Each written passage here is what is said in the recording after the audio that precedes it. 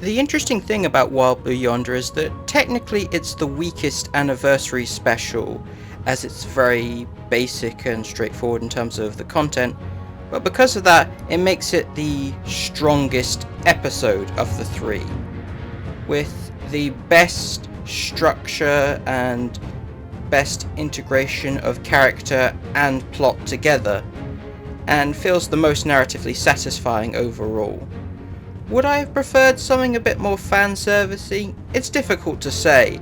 Because we had so long to speculate about what would occur in this episode, well, like most people, I did predict a version with more cameos.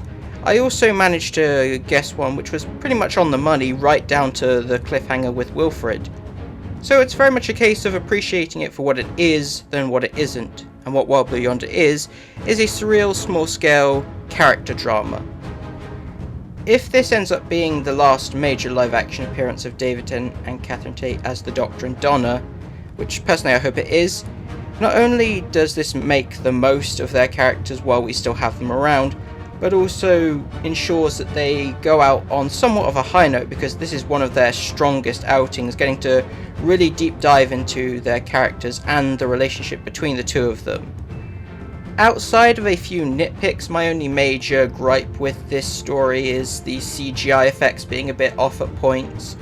Some of it works, but I do think at the very least it could have done with some lower lighting to make it a bit less clunky in my opinion, but that is a common issue with Doctor Who and its effects. Overall, my absolute favourite of the three specials, and probably the one that's going to have the longest shelf life, being relatively standalone and self-contained. Yeah, it takes some influence from previous work, but unlike the other two, it's at least the more creative stuff like Midnight and Scherzo.